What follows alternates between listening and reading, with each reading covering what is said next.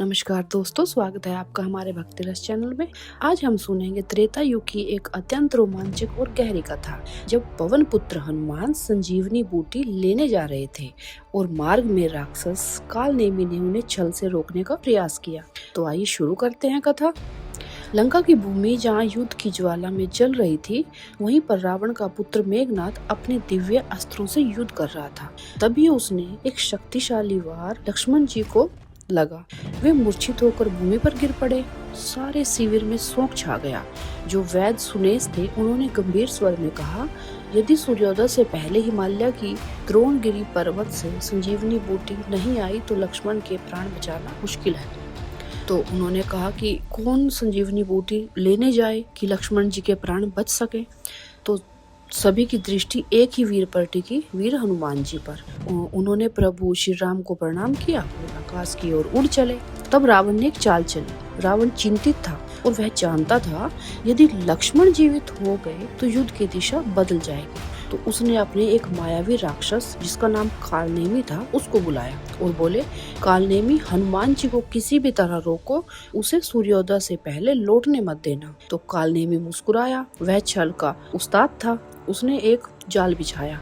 जो हनुमान जी त्रिवेग से उड़ रहे थे, तभी उन्हें मार्ग में एक सुंदर आश्रम दिखाई दिया जहाँ शांत वातावरण था, फूल महक रहे थे, एक निर्मल सरोवर भी था। वहाँ एक साधु तपस्या करता दिखाई दिया और वह साधु जो साधु के वेश में था, जो हनुमान जी को दिखाई दिया, वो था कालनेमी राक्षस जो रावण ने भेजा था।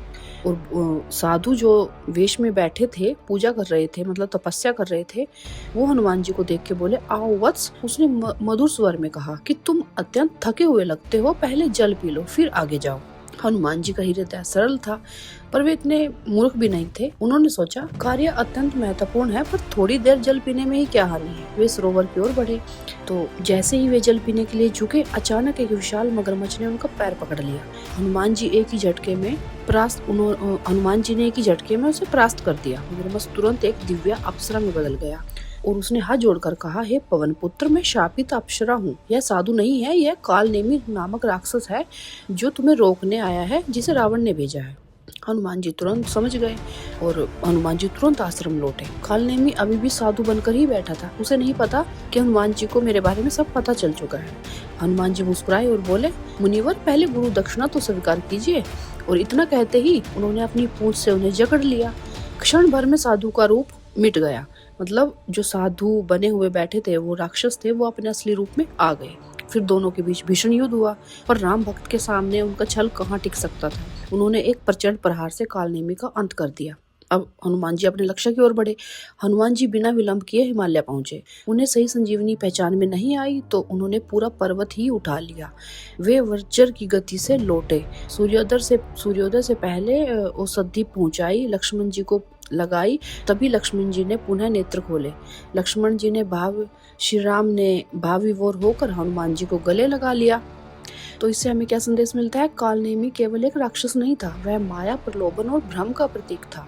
जब हम अपने जीवन के महत्वपूर्ण लक्ष्य की ओर बढ़ते हैं तो रास्ते में आराम, झूठी प्रशंसा और भटकाव वाले हमें रोकने की कोशिश करते ही हैं। लेकिन यदि मन में राम, आधार, सत्य और उद्देश्य स्पष्ट हो तो कोई भी कालनेमी हमें रोक नहीं सकता। और यदि आपको यह पौराणिक कथा पसंद आई हो तो वीडियो को लाइक करें और कमेंट में जय हनुमान अवश्य लिखें। ऐसे ही भक्ति, शक्ति और प्रेरणा से भरी कथाओं के लिए हमारे चैनल को सब्सक्राइब करें। अगली कथा में फिर मिलते हैं। तब तक स्मरण रखें, जहाँ राम का नाम है वहाँ हनुमान सदा साथ हैं। जय श्री राम।